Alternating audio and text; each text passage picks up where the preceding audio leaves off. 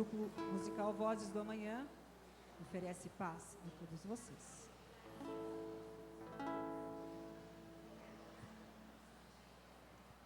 Te ofereço paz, te ofereço paz, te ofereço amor, te ofereço amor, te ofereço amizade. Ouço tuas necessidades, vejo tua beleza, sinto os teus sentimentos. Minha sabedoria flui de uma fonte superior e reconheço esta fonte em ti. Trabalhemos juntos. Minha sabedoria flui de uma fonte superior e reconheço essa fonte em ti. Trabalhemos juntos. Trabalhemos juntos. Te ofereço paz, te ofereço amor, te ofereço amizade.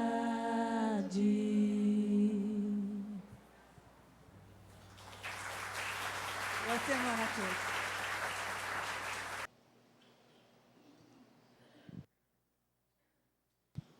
Bom dia a todos. Bom dia. Estamos dando início ao nosso roteiro espírita. Inicialmente, queremos agradecer ao Vozes do Amanhã, que sempre harmonizam o ambiente com essa delicadeza que elas têm na voz, né? Então, elas harmonizam e preparam o ambiente para a nossa palestra. Quem está conosco hoje é um companheiro muito querido, Rafael Arroio, que sempre que ele tem a oportunidade, ele está aqui, né? Ele é um estudioso da doutrina, é um grande companheiro, ele trabalha na área doutrinária, e hoje ele vai abordar o tema Vida após a Vida. Vamos, então, desligar os celulares, não é? De vez em quando é bom a gente lembrar, para que a gente possa ficar bem tranquila, sem nenhuma interferência, para prestar bastante atenção na mensagem que nos será transmitida. E vamos pedir a Deus, nosso Pai, que nos ilumine nessa manhã, para que possamos absorver os conhecimentos que são tão importantes para podermos nos orientar na nossa caminhada. Os companheiros que aqui vêm se dedicam para partilhar conosco os conhecimentos e as orientações que têm origem nos ensinamentos do nosso Mestre Jesus, que aqui veio para nos trazer os códigos do amor, do perdão e da fraternidade, para que acertemos mais e erremos menos. Graças a Deus. Rafael, a palavra é sua, tá?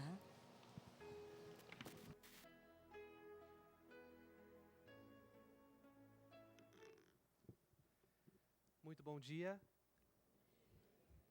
Que o amor do Cristo esteja entre todos nós. Era uma noite fresca de outono. Os animais corriam nas ruas do vento. Não havia pessoas nas ruas, porque estava muito frio. Em uma casa muito humilde, havia uma mulher e sua mãe. A mulher, chamada Maria, dava à luz um menino. A mãe perguntou a Maria: qual o nome que terá o menino? E ela disse: Vítor. Porque Vítor representa vitória, porque Vítor representa força, vigor, e por isso será esse o nome dele. E estava lá Maria, sofrendo as dores do parto não programado, mas a alegria no momento único da mulher, de muitas mulheres, a consolava. Esta alegria de ser mãe. Vítor nasceu. E o menino crescia com vigor, com força, assim como previu Maria. Vítor crescia, mas era uma criança especial.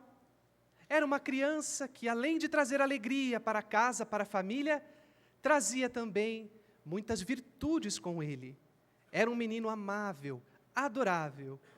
Cuidava da mãezinha mesmo na sua tenra idade.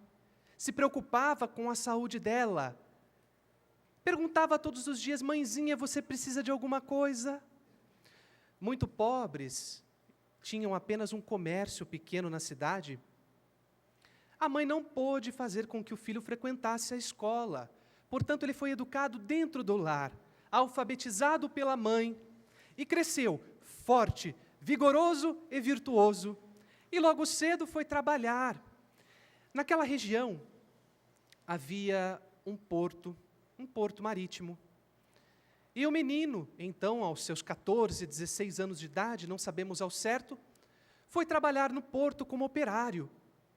E lá se mostrou um trabalhador extremamente dedicado, porque se preocupava não só com o trabalho, não só com os objetivos do porto, com os objetivos do seu dia a dia, mas também com os seus companheiros de trabalho. Ouvia-os, conversava com eles, dava-lhes conselhos, estava o tempo todo à disposição deles para ajudá-los, preocupava-se em assistir aos mais necessitados. E nós sabemos, não é?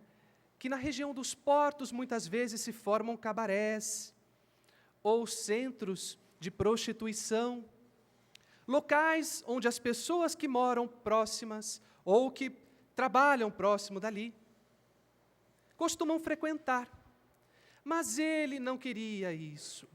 Vítor não desejava, porque o que ele mais desejava era voltar para casa e ficar com sua mãezinha. Seu pai era desconhecido, fora um marinheiro que passou pela cidade. Maria apaixonara-se por ele, mas ele foi embora e nunca mais retornou. Então, a mãe de Vítor era a joia preciosa de sua vida e vice-versa. Os anos se passaram. Vítor trabalhava cada vez mais, se dedicava mais. Com o ordenado do mês, levava os mantimentos e os medicamentos necessários para sua mãezinha, com saúde frágil devido à idade. Após um tempo, quando Vítor completou 20 anos, adoeceu. Provavelmente da tuberculose comum na região dos portos. Muitas pessoas, muitos jovens, idosos, adultos, adoeciam da tuberculose naquela época, naquela região. E assim foi com Vítor. E Vítor teve em seu pensamento, em seu íntimo, a sensação de que não deveria passar o sofrimento das dores, da enfermidade com a qual ele passava, para sua mãe, porque sua mãe já tinha muitos problemas, ele não queria sobrecarregá-la. Então ele decidiu: os últimos dias de vida, se forem estes, eu passarei com paciência, resignação, carinho, amor, e não farei com que os outros sofram por minha causa. Portanto, ele acabou não contando à mãe. Mas a doença atravessava a sua disposição, como uma máquina escavadeira no solo da vida. E Vítor estava morrendo. Certa noite, Vítor disse à sua mãe, pediu que ela fosse dormir mais cedo, porque assim também ele desejava. Ele sabia, ele pressentia o que iria acontecer. Naquela noite, Maria teve um sonho. Sonhou que estava num quarto escuro. Em meio àquela escuridão, enxergou um ponto luminoso que crescia, e irradiava todo o quarto. E naquele ponto ela enxergou a figura do filho. Era Vítor, que ascendia aos céus. No dia seguinte, Vítor desencarnava, enquanto murmurava uma prece. Nascemos, vivemos e morremos. Qual o sentido da vida? Qual o sentido da vida para uma mãe que perde seu filho com a morte? Qual o sentido da vida para alguém que perde um ente querido, que parte para um mundo desconhecido? qual o sentido da vida se a morte não tiver um sentido? Quando nós nascemos, nós estamos provocando diversas transformações em nosso corpo, e mesmo antes de nascermos, quando o óvulo é fecundado, o ovo se desenvolve, e ao menos 38, 40 semanas se passam, e então nós nascemos. E continuamos o nosso desenvolvimento. Células são criadas, desenvolvidas, outras são descartadas. Os nossos órgãos se desenvolvem, o nosso esqueleto, o nosso corpo, mas não é só o corpo. Nós convivemos uns com os outros em sociedade, aprendemos também a sentir, a amar, desenvolvemos os laços da família com pessoas que aparentemente não conhecíamos antes desta vida. Mas no íntimo trazemos a sensação inequívoca de que já vivemos com aquela pessoa, já a conhecíamos antes dessa vida. Isso é fato, está no nosso coração. E desenvolvemos as relações e atuamos ativamente na sociedade e em nosso mundo. Para algumas pessoas, temos a oportunidade de sermos pais, avós, tios, alguns até bisavós. Que maravilha, não é? Ver aquela criança nascer, crescer, se desenvolver à nossa frente e nós fazermos parte da vida daquelas pessoas. Isso tudo é maravilhoso.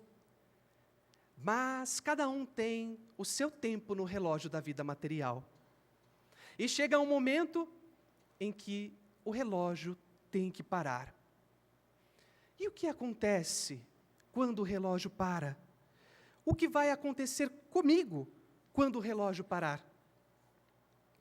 Antoine Lavoisier, um grande cientista do século XVIII, também opositor do regime do terror na Revolução Francesa no século XVIII, disse certa vez que na natureza nada se cria, nada se perde, tudo se transforma.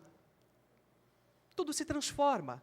Nós estamos desenvolvendo o nosso corpo, quando ele morre, ele é devolvido para a natureza, para servir de instrumento a outras criaturas.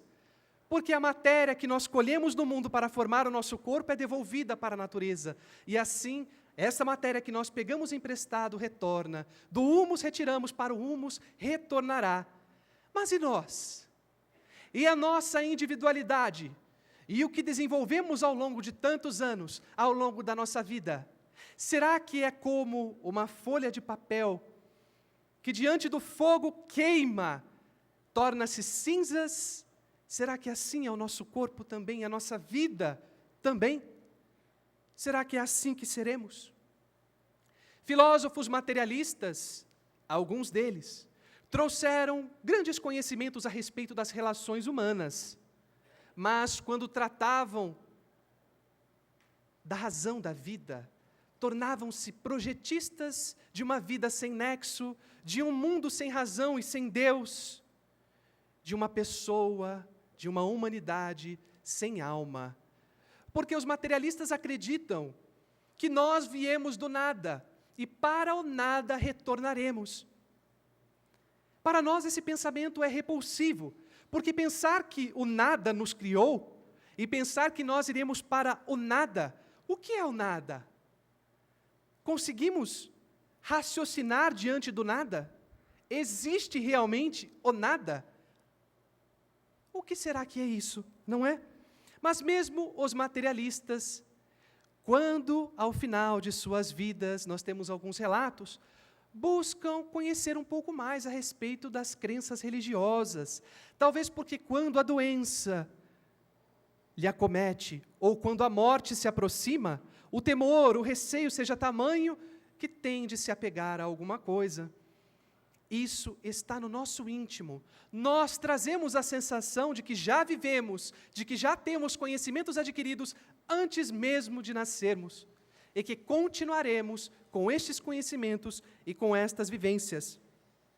Dizem algumas pessoas que Jean-Paul Sartre, o principal filósofo materialista do existencialismo no século XX, ao final de sua vida, quando a doença já lhe acometia, procurou conhecer um pouco mais sobre as religiões, procurou entender mais o que o cristianismo pregava, o budismo e outras religiões. Não se sabe ao certo porquê, mas nós imaginamos que talvez pela vontade de acreditar, de saber que tudo o que ele fez em vida não foi em vão, porque ele continuará vivendo.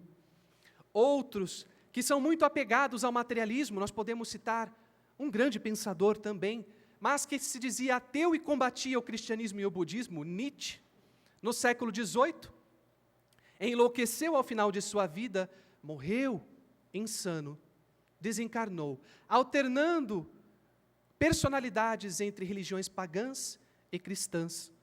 Isso ocorre porque a sensatez se perde à frente da mente daqueles que não enxergam a realidade diante dos seus próprios olhos. Mas a crença na imortalidade da alma existe há muitos milênios.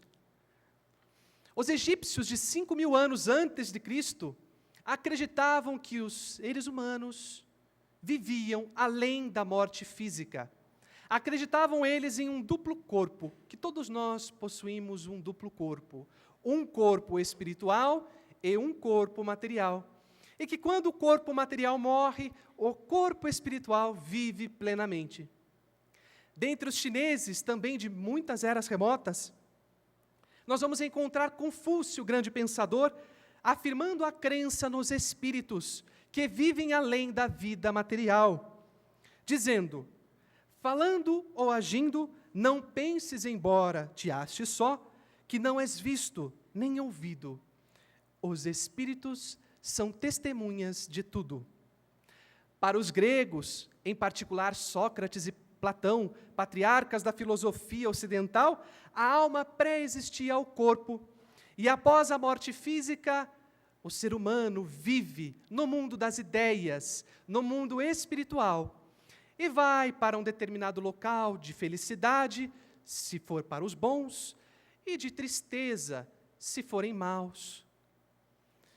Entre os primeiros cristãos, muitos acreditavam na reencarnação, na imortalidade da alma, e o grande apóstolo Paulo disse: morre corpo material, ressurge corpo espiritual. Todos nós sobrevivemos à morte física do corpo, e isso já estava sendo tratado em muitas religiões há muitas eras. Na comprovação científica, nós vamos encontrar as chamadas EQMs, ou experiências de quase morte.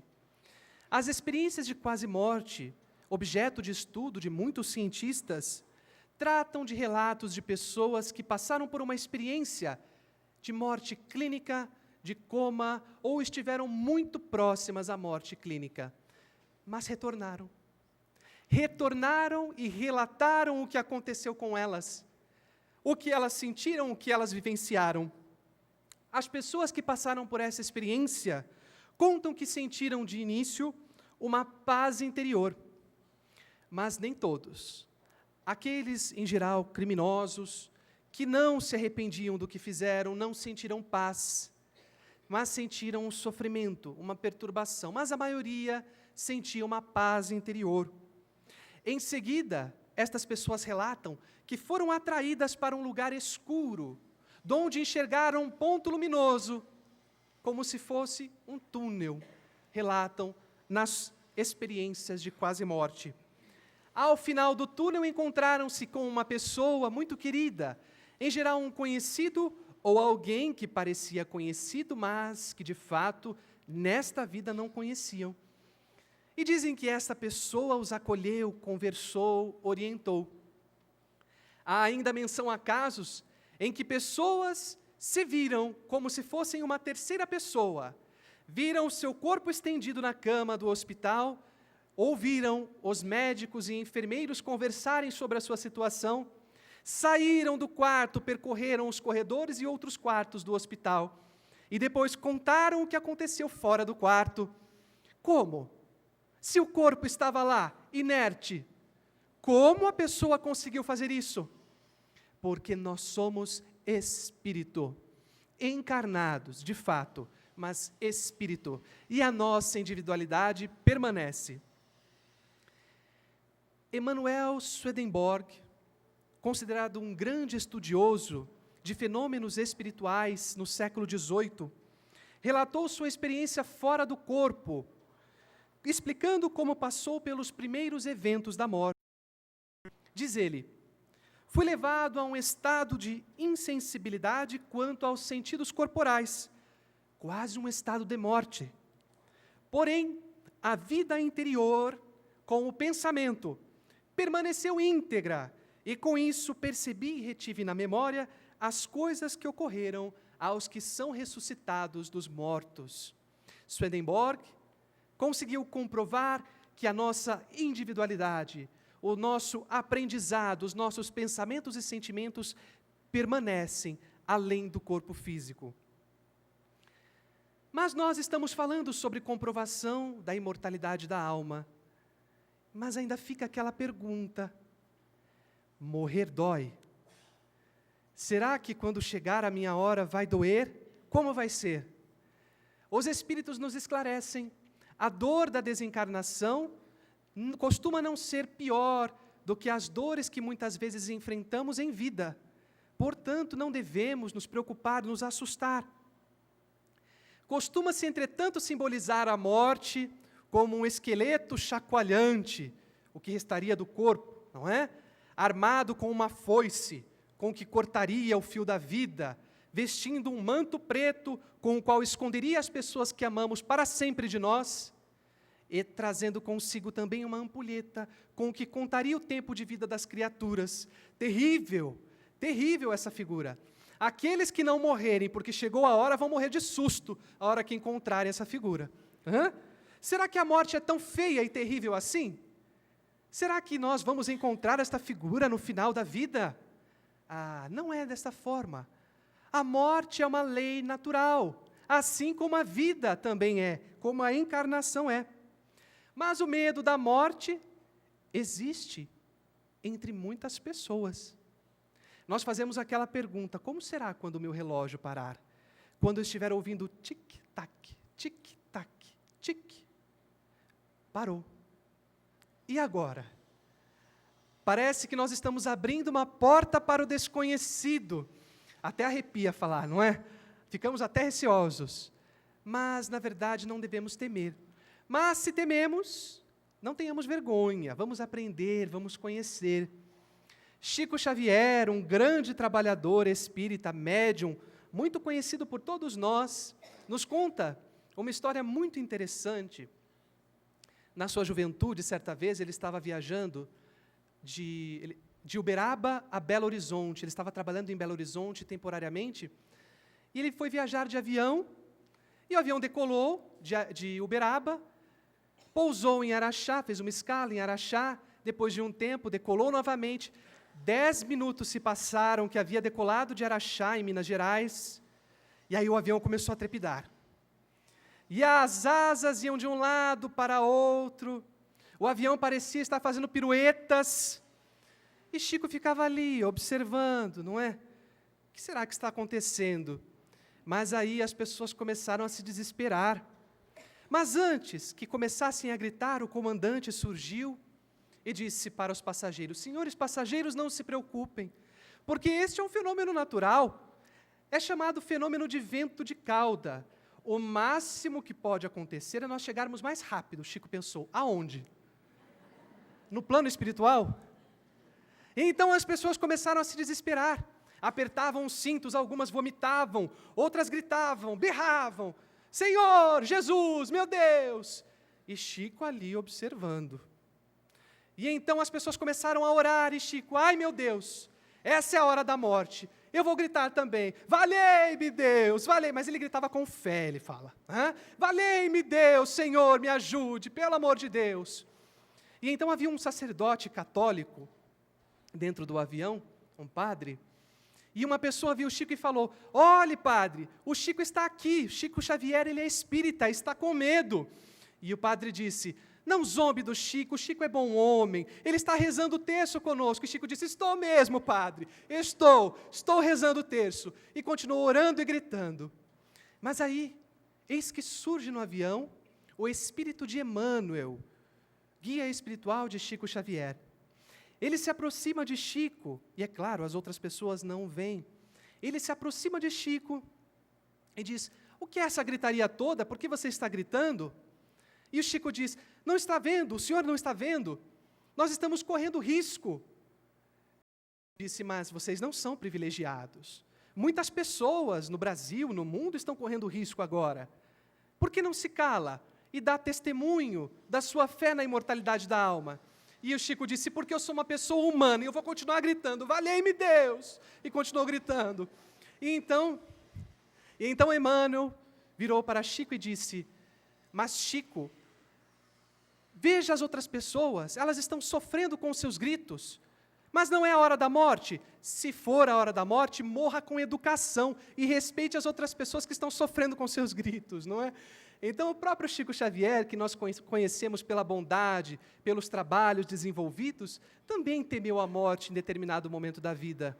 Mas é claro que os conhecimentos que ele adquiriu, tudo o que ele desenvolveu ao longo da vida, lhe trouxe conhecimento suficiente, fé, conhecimento espiritual, para não temer a morte ao final de sua vida.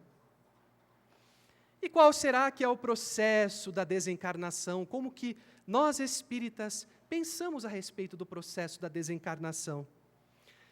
Quando encarnamos, nós somos espírito e possuímos um corpo semimaterial, quintessenciado, que nós chamamos de perispírito. Este corpo é invisível aos olhos da carne, mas ele está o tempo todo com o espírito. E no momento da encarnação, no momento em que o espírito está dentro do processo da reencarnação, ele se liga ao corpo físico, áurea carga vital que dá vigor e força ao corpo. Carga esta que um dia cessará, acarretando a morte física. Esse esgotamento da carga vital ocorrerá devido à velhice, que pode vir a acontecer, por excessos e desregramentos que podem causar ao corpo danos, ou então por um acidente que danifique o corpo de forma irrecuperável. São causas diversas que podem fazer com que a carga vital se esvaia. Morto o corpo, vem o desprendimento espiritual. O espírito se liberta do corpo já muito prejudicado. Porque o objetivo do espírito não é permanecer para sempre na vida material. Nós não estamos aqui para sempre. Alguns desejam o elixir da vida infinita, o elixir da imortalidade. Eu quero viver para sempre. Para quê? Se a verdadeira vida é a vida espiritual, devemos viver sim nesta grande escola que é a vida material, o planeta Terra.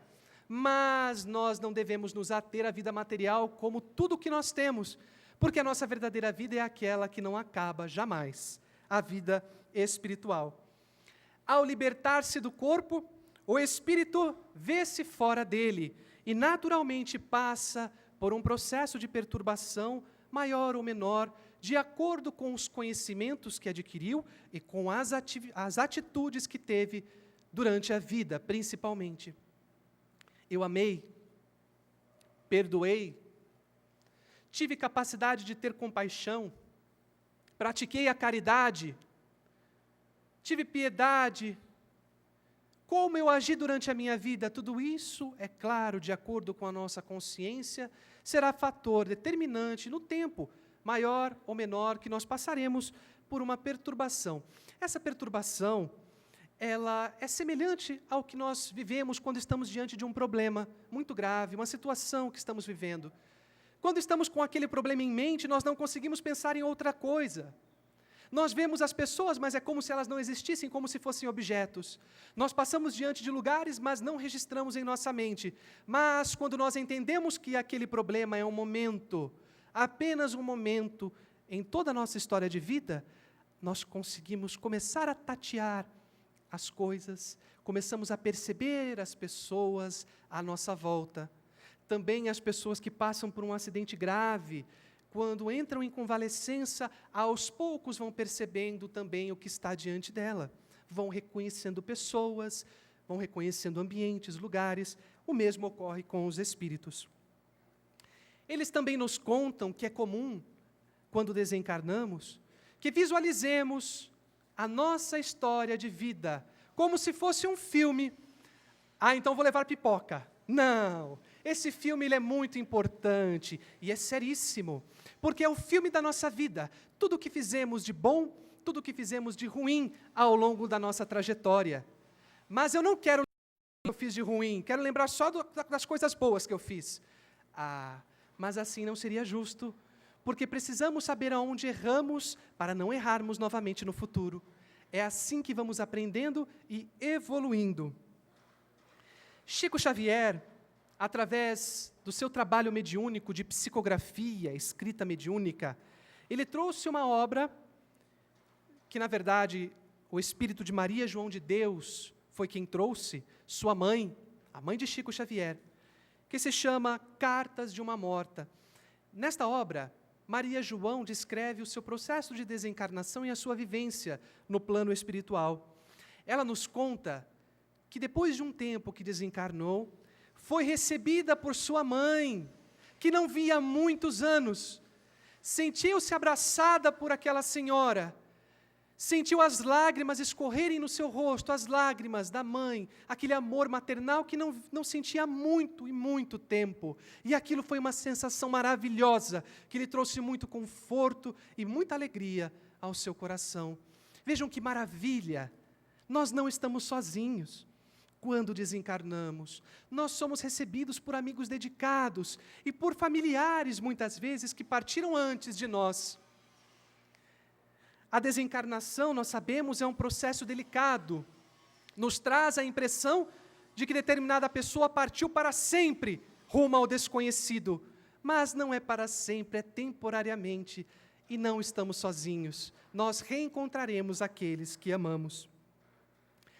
Através do Espiritismo, conhecemos a imortalidade da alma como um de seus princípios.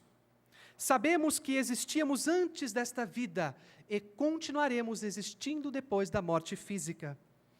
A comunicabilidade com os espíritos, a mediunidade, também é um princípio espírita. E ela nos esclarece que nós nos comunicamos sim com os espíritos desencarnados. Nos comunicamos através dos fenômenos mediúnicos, mas também através do pensamento e do sentimento. Os laços que temos com aqueles que amamos jamais cessam. Nós permanecemos ligados, conectados, mente e coração com aqueles que amamos. Ainda na obra Cartas de uma Morta, a mãe de Chico Xavier diz que nossa vida aqui, se referindo ao plano espiritual, é o prolongamento da vida humana. Não existem vazios no universo. Para tudo há uma razão e todo o plano espiritual é povoado. Assim como a mãe de Chico se comunicava com ele, muitos espíritos desencarnados se comunicam conosco, seja através de fenômenos mediúnicos, através das sensações. Aqueles que perderam entes queridos, quantas vezes não estiveram em suas casas, não estiveram em alguns ambientes e sentiram a presença daquela pessoa amada. Nossa, mas parece que eu senti o aroma do perfume daquela pessoa, ou então eu senti, parece que minha mãe, minha avó estava aqui. E estava, muitas vezes estava sim, porque os espíritos podem nos visitar de acordo, claro, com o seu merecimento e com o nosso merecimento, visitar-nos aqui, no mundo material, e derramar sobre nós os seus pensamentos elevados, os seus sentimentos e as suas orações e vibrações. Nós nos comunicamos também através das orações, das vibrações que emitimos, que emanamos para aqueles que amamos. Não é porque determinada pessoa morreu que nós vamos parar de orar por ela. Eles agradecem os espíritos muito pelas orações, aqueles que partiram. Também há a comunicação entre sonhos, durante o sono. Quando nós dormimos, nós nos desprendemos parcialmente do corpo e percorremos o plano espiritual muitas vezes. E nesse meio, quantas vezes nós encontramos aquelas pessoas que amamos, conversamos com elas, e o nosso cérebro registra todo esse acontecimento através de sonhos. E os sonhos, quando acordamos, dizemos, eu tive um sonho tão real. Eu me encontrava com o meu pai e conversava com ele, ele me dizia que estava bem, que ele estava bem, que eu não me preocupasse, que eu não sofresse mais. Porque muitas vezes, meus amigos, nós nos ligamos àqueles que partiram através de coisas que não vão nos ligar tão negativamente. Pegamos os objetos, as roupas, guardamos tudo aquilo que pertenceu àquela pessoa, mas isso, será que trará pensamentos e sentimentos bons? Ou só me fará me apegar mais à dor da desencarnação?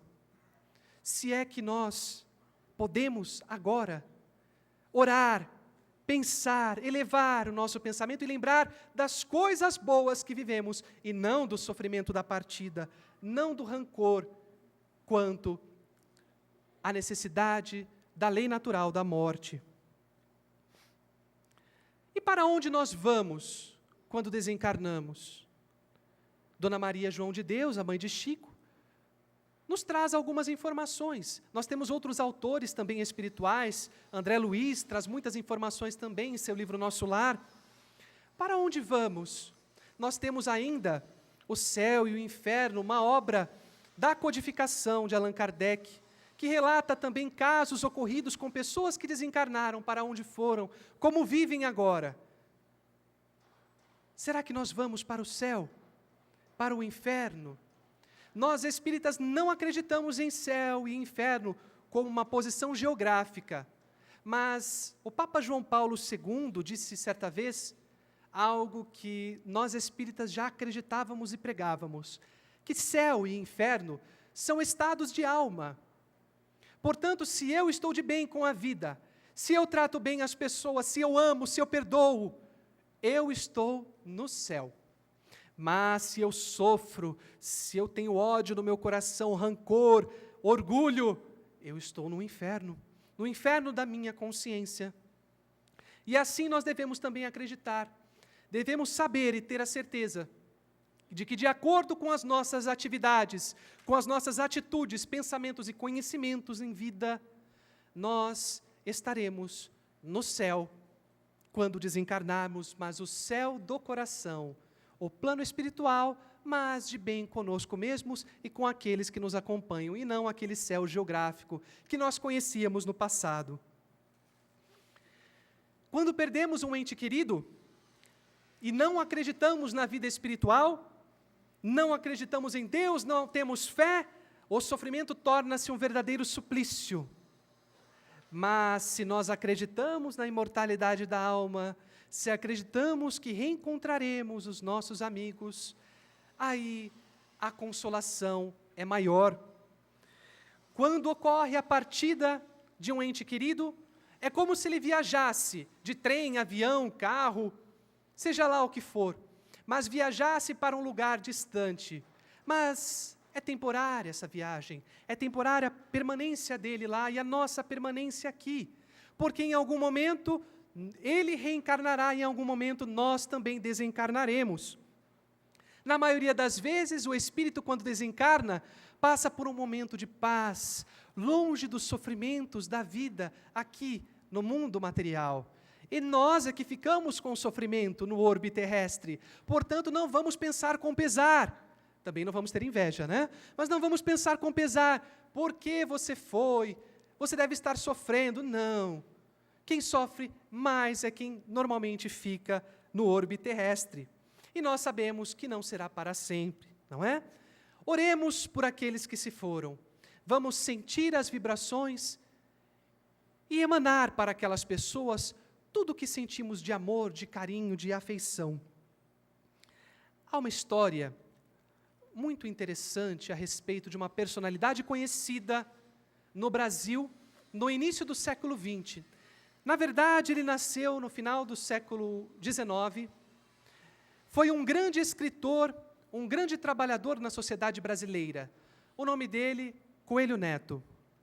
Coelho Neto, maranhense, prosador, conhecido como príncipe prosador brasileiro das primeiras décadas do século XX, talvez um dos escritores mais lidos do início do século passado. Coelho Neto nos conta o seu caminho de Damasco, é assim que ele chama. Ele era um grande opositor da doutrina espírita, porque ele acreditava que doutrinas espiritualistas, de que crenças espiritualistas em geral, traziam ilusões para as pessoas que perdiam entes queridos e que precisavam de um consolo. Então, Coelho Neto dizia em suas publicações e para as pessoas que conhecia que não se apegassem às ilusões do espiritismo. Mas Coelho Neto passou por um momento muito distinto de sua vida que lhe trouxe novas concepções. Nos conta esse grande escritor maranhense que ele tinha muitos filhos e tinha uma neta chamada Esther, a Estherzinha. Esther, como muitas crianças, é a beleza rara da vida, é a fonte inigualável de alegrias, a fonte inigualável de muito amor. Esta pequenina criança que vivia no seio da sua família trazia alegrias para ele, para sua esposa e para a mãe de Estherzinha, Júlia.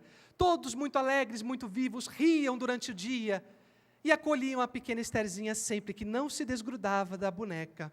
O tempo todo brincando de boneca, brincando, trazendo flores aos familiares, cuidava sempre com carinho de todos. Nos conta Coelho que certa feita Estherzinha adoeceu. Mas não se desgrudava da boneca, ficava com ela. E muito doente, desencarnou, partiu para o mundo espiritual. E ainda colada na boneca, foi enterrada, sepultada com a bonequinha. Estherzinha se fora. E Júlia passou por um momento muito triste em sua vida, porque ela era a razão do seu viver, era a alegria dos seus dias, e não só de Júlia, mas de toda a família, de Coelho Neto, de sua esposa, os avós de Esther. Aquela casa que antes era reduto da alegria, agora era reduto da tristeza e do sofrimento, porque Estherzinha não estava mais lá. A mãe dela, Júlia, conversava no túmulo, como se Esther estivesse ali diante dela, entre risos e meiguices. Ela conversava com a terra que estava ali. O pai, muito preocupado com que Júlia fosse levada para o espiritismo diante do sofrimento, fez com que ela, com rigidez, ficasse em casa e não saísse de lá, enquanto não passasse esse sofrimento, esta angústia toda. Mas Júlia ficava presa no quarto, conversando com Esther, como se ela estivesse ali presente. Era uma forma de ela depositar todos os sentimentos ruins, negativos que ela tinha, fazendo de conta que a filha estava ali, mas o sofrimento era grande e ela parecia beirar a loucura. Certa feita, estava Coelho Neto no seu escritório, trabalhando, quando entrou sua esposa com os olhos arregalados, o rosto surpreso, e disse: Coelho, Júlia enlouqueceu. E Coelho Neto disse: mas por que você está dizendo isso, que ela enlouqueceu? Ela está falando com Esther ao telefone.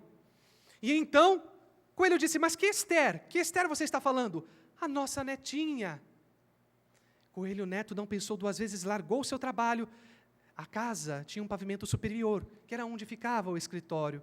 Desceu alguns lances de escada e viu que no escuro, no hall da casa, ao telefone, conversava Júlia, supostamente com Esther. Mas não dava para ouvir o que elas conversavam, eram murmúrios, cortados por risadinhas. E estava lá, Coelho Neto observando, pensou em interromper, mas seu cavalheirismo não o deixou fazer isso. Ele se lembrou. Tinha uma extensão do telefone no seu escritório. Subiu rapidamente, pegou a extensão e ouviu.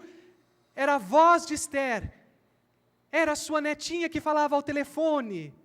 O tom da voz, as mesmas características, aquela vozinha de criança conversando com a mãezinha. Mas não foi isso que o convenceu.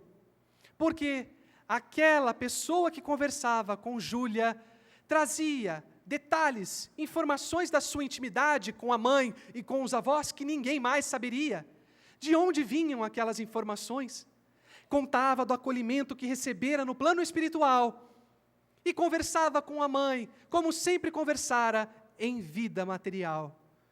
E naquele momento, Coelho Neto teve a grande impressão da sua vida e se tornou um espírita invicto, um espírita que acreditava nas leis naturais e acreditava nos conhecimentos do espiritismo muito, e se tornou um grande disseminador dos conhecimentos espíritas no Brasil. Fez uma declaração para a sociedade carioca da época, atestando a sua adesão ao espiritismo e os fatos que o levaram a aderir ao espiritismo. A consolação que recebera ele e sua esposa e também sua filha com o contato de Esther. Ela havia contactado os seus familiares através de um fenômeno conhecido no espiritismo como um fenômeno de efeito físico, fenômenos mediúnicos que trazem a comunicação dos espíritos desencarnados com aqueles que estão aqui no mundo material. Mas o importante é que ele havia recebido a comprovação da imortalidade da alma e havia também identificado que sua querida Estherzinha continuava viva. E é assim que nós devemos também confiar em Deus, confiar que nós não deixamos de viver, mas viveremos sempre. Relembrando a história com a qual começamos a nossa palestra, a história de Vítor, o operário do porto, em uma reunião mediúnica, ele se comunicou preocupado com a mãe, porque a mãe sofria muito pela perda, e disse: desejavam saber como estou, feliz, bem feliz. Os sofrimentos e angústias pelas quais passei são fonte de bênçãos e felicidade além do túmulo. Que felicidade! Talvez não compreendam o que esta palavra significa. Os felizes da terra estão longe daquilo que sentimos, quando retornamos para o Senhor com uma consciência pura, com a confiança do servidor que cumpriu com o seu dever. Ajudem minha mãe, ajudem minha pobre mãezinha, porque ela sofre muito com minha partida e não compreende o que aconteceu. Ajudem-na porque ela precisa passar ainda por provações, por sofrimentos da vida material, para que um dia venha viver comigo esta felicidade que vivo. Não há para o espírito desencarnado dor maior do que sentir a dor daqueles que sentem a partida dele para o mundo espiritual. Não há dor maior do que ver seus entes queridos perderem as esperanças, não quererem mais viver, não quererem mais ter alegrias da vida. Não há dor maior para o espírito do que essa. E nós devemos manter sempre no nosso coração de que a verdadeira vida é a vida espiritual, a vida prossegue, ela continua. Edivaldo Franco, um grande trabalhador, orador e médium espírita também, nos traz os 5 passos para aqueles que sofrem pela partida dos entes queridos. São 5 passos que nós devemos seguir para que possamos nos sentir confortados, para que possamos manter as nossas esperanças. O primeiro deles: enquanto ao lado dos entes queridos, diga-lhes que você os ama. Nunca será demasiado dizer quanto a pessoa querida é importante. Neste momento, estamos ao lado de nossos entes queridos, nossa esposa, nosso marido, nossos filhos, irmãos. Vamos dizer a eles o quanto amamos, o quanto os amamos. Quando chegarmos em nosso lar, vamos dizer aos nossos familiares o quanto os amamos, aos nossos amigos, o quanto eles são importantes para nós. Não vamos deixar para trás, não vamos deixar para depois, porque pode ser que o nosso relógio pare, ou o relógio da outra pessoa pare, e aí virá aquela pergunta: por que eu não falei antes? Por que eu não disse o quanto aquela pessoa era importante para mim? Façamos isto agora, sem vergonha, sem medo. O segundo passo: pense na sua morte, não na do vizinho, porque ele vai estar pensando na sua. Porque muitas vezes nós temos aquelas pessoas que nos fazem mal como verdadeiros inimigos. Não são, são irmãos, irmãos que ainda não estão esclarecidos quanto às leis que nós conhecemos, não têm os conhecimentos que nós temos, com o Espiritismo, com o cristianismo. Portanto, vamos agir como cristãos com essas pessoas, e não simplesmente trazer a elas todo o nosso ódio, todo o nosso rancor, porque assim nós estamos desejando o mal para aquela pessoa, e não desejar ao outro senão aquilo que desejaríamos para nós mesmos. Terceiro passo, resolva os seus problemas afetivos antes da morte. Se há problemas no nosso coração, se discutimos com familiares, porque muitas vezes nós entramos em conflitos. Se aquela pessoa está afastada de nós, nós não conversamos com ela, vamos pedir perdão. Ah, mas é ela que deve me pedir perdão. Peça você. Tome a iniciativa você. E você verá o quanto se sentirá bem, porque se ela desencarnar, virá o peso na consciência. Ou se você desencarnar, como você dirá isso a ela? O quarto passo, quando alguém querido morrer, não lamente, agradeça o período em que conviveu ao seu lado. Recorde os momentos felizes que teve com o ser querido. Eles receberão a sua mensagem mental e se sentirão felizes, acercando-se de você. Faça silêncio interior, e aos poucos você começará a sentir uma voz intracraniana, e aos poucos conversará diretamente com os entes queridos que se foram. Não vamos lamentar com rancor, com tristeza e sofrimento, aquele suplício, a partida daquelas pessoas que foram para o mundo espiritual. Porque, na verdade, elas vivem em nosso coração e vivem no outro lado. Não façamos isso. Vamos ajudá-las, vamos orar por elas e vamos acreditar, acima de tudo, que a vida continua. Passo 5. Ore por eles. Peça a Deus por eles. E tenha certeza de que, quando chegar o momento de sua partida, você os reencontrará. Vamos ter a certeza do reencontro. Momentos lindos são descritos por espíritos em reuniões mediúnicas, em obras psicografadas, de reencontro de familiares, de amigos, no plano espiritual. Tenhamos esta certeza, porque a terapia espírita para a dor da separação é a esperança. Vamos lembrar sempre que esta vida que vivemos é um pequeno capítulo na nossa história espiritual. Vamos viver ao máximo todos os momentos da nossa vida. Vamos nos dedicar às pessoas que amamos. Vamos fazer o bem. Vamos trabalhar. Mas não nos esqueçamos que a esperança que temos no nosso coração é o que nos manterá firmes, em pé, para sempre, hoje e sempre. Muito obrigado.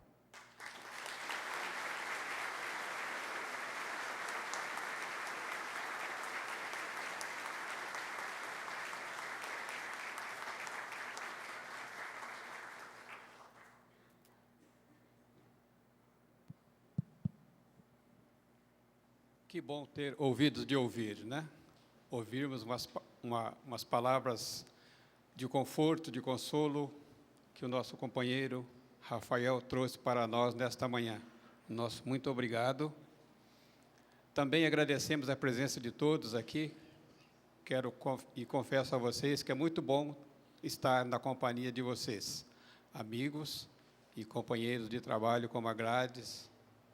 Agradecendo também a companhia do pessoal do som. Por tudo isso, amigos, vamos então fazer uma prece de encerramento, onde nós vamos nos colocar em comunhão.